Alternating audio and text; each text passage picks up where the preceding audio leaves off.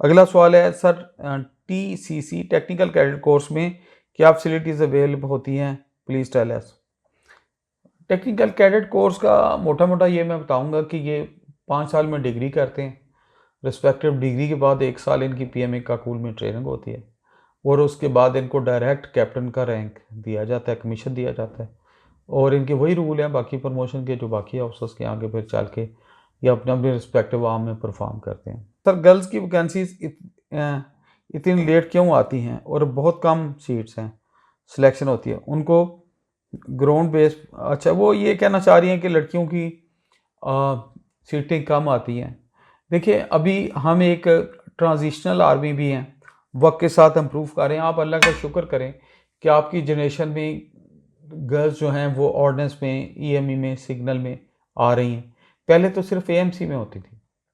तो मेरे देश का 54% गर्ल्स हैं, वी नो इट। लेकिन चूँकि वक्त के लिहाज से जो पॉलिसी मेकर्स हैं वो देखते हैं कि कितना रोल होना चाहिए, कैसे होना चाहिए, किस लिहाज से होना चाहिए। वो अपनी सोशल कल्चर, रिलीजियस कल्चर और अपना नेशनल कल्चर देख के उस लिहाज से करते हैं। ये चीज़ कम क्यों आती है, ये मेरे और आपके स्कोप से बाहर है। सर गर्ल्स की, हाँ वही बात हो गई। आपने ये जो यूज़र PS5 PS वाले हैं, माशाल्लाह माशाल्लाह बेटा, अच्छा नहीं लगता। आपने एक ही कमेंट 5 दफ़ा लिखा है, 4 या 5 दफ़ा। Don't waste your energy on minor things. ये एंग्जाइटी शो हो रही है बेटा। आपका कमेंट पढ़ लिया हमने, वही 5 जगह और पेस्ट है नीचे। तो आपने अपनी एनर्जी वेस्ट की, टाइम वेस्ट किया। तो आप एक कमेंट देंगे फिर भी हम जवाब दें, 10 कमेंट वही वाले कट पेस्ट करेंगे तो फिर भी वही जवाब होगा। लेकिन मैं एज एल्डर कह रहा हूँ आपकी एनर्जी वेस्ट होगी। प्लीज़ रीविजिट योर सेल्फ कि आप ऐसा क्यों कर रहे हैं। अच्छा, अगला सवाल है सर, BS केमिस्ट्री के बाद गर्ल्स पाकिस्तान एयरफोर्स ज्वाइन कर सकती हैं? Please ask from the personnel department of Pakistan air force. जो एयरफोर्स की ज्वाइन करने वाली वेबसाइट है उससे आपको बताएंगे। There are how many chances of captain on BS level? इसका कोई जवाब नहीं है कि मतलब आप मेहनत करेंगे जितना तो वो आपको चांस मिल जाएगा। सर जी DSS वाले SSC में ये भी बात मैं दे चुका हूँ जो आपके जा सकते हैं। एयर लॉजिस्टिक में फॉर्म डी अप्लाई कर सकते हैं, पाक एयरफोर्स कर सकते हैं आप, लेकिन आप उनकी बेसिक एलिजिबिलिटी क्राइटेरिया देखें, उसके लिहाज से आप चलें। एक बड़ा इंटरेस्टिंग कमेंट एक बच्चे का आया हुआ है, अस्सलाम वालेकुम sir, why there is ISSB if it filters all candidates.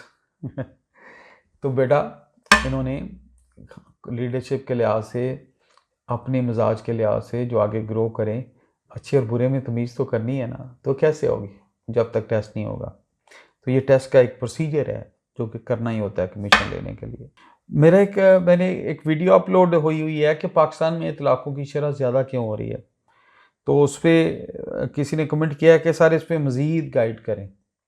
तो आप मेरी वीडियोस देखें, आपने सिर्फ शॉर्ट देखा है शायद, तो चैनल की वीडियोस देखें तो बहुत सारी वीडियोस इस पर बहुत ज़्यादा बनाई हैं हमने ह्यूमन रिलेशनशिप पे। क्योंकि मेरे नज़दीक मेरे प्यारे नबी करीम सल्लल्लाहु अलैहि वसल्लम और अल्लाह की ज़ात को लाल चीज़ों में सबसे बुरी चीज़ किसी फैमिली का टूटना या तलाक होना है, मियाँ बीवी में अलहदगी है, तलाक। तो मैं फील कर रहा हूँ कि नए सेटअप में, नई सोशल वैल्यूज़ में, नई जगह पे, यानी नए ट्रेंड्स जो आ रहे हैं हमारे इलेक्ट्रॉनिक मीडिया की तरफ से वजह से, TV की तरफ से, ऐप्स की तरफ से, नेट की वजह से, डिफरेंट ऐप्स जो देख रहे हैं, ये जो रिलेशनशिप है इसमें ज़्यादा नेगेटिविटी आ रही है और ये तलाक़ों की रेशा बढ़ रही है। थोड़ी लोग अलहदगी होने की रेशो बढ़ रही है जो कि अल्लाह और अल्लाह के नबी को नापसंद है। तो इस पर मैंने बातचीत की है और कोशिश की है कि बच्चे और बच्चियों को हम बताएं कि how to be good husband and how to be good wife, ताकि ज़िंदगी की दौड़ में आप इकट्ठे चलें और तरक्की करें। तो इस पर बहुत सारी वीडियोस बनी हुई हैं मेरी ऑलरेडी। और ये मेरा सब्जेक्ट मेरे दिल के करीब इतना क्यों है, मेरी अम्मी जी को अल्लाह जन्नत दे, टीचर थी, मेरा सब कुछ थी अम्मी और अबू। तो मेरी माँ अक्सर मुझे कहती थी कि तुमने पढ़ लिया, PhD कर ली, इधर फिरते हो उधर फिरते हो, कोई काम का काम करो। तो मैंने एक दिन पूछा उनसे, काम का काम क्या है? कहती हैं बेटा ये जो अलहदा होकर घर रोज़ के आती हैं, तो अलहदगी होती है, तलाक होती है, बच्चियों को पता होना चाहिए कैसे एज ए बीवी रहना है और बंदे को भी पता होना चाहिए एज ए खामद कैसे रहना है। इस पर बातचीत करो। मैंने इस पर फिर काम शुरू कर दिया और इस पे काम शुरू किया तो अल्लाह ने बरकत डाल दी। और मैं अल्लाह से दुआ गूँ, अल्लाह ताला दिलों को जोड़ने वाले हैं। हम भी दिलों को जोड़ने वाली बात करते हैं, तोड़ने वाली नहीं करते। जब भी मैं बात करता हूँ पहले दिलों को जोड़ने की करता हूँ। तो लड़कियाँ भी फ्लेक्सिबल हों, ज़िंदगी कैसे गुजारनी है, लड़के भी फ्लेक्सिबल हों कि मैंने बीवी को कैसे इज़्ज़त देनी है एज़ ए ख़ावंद।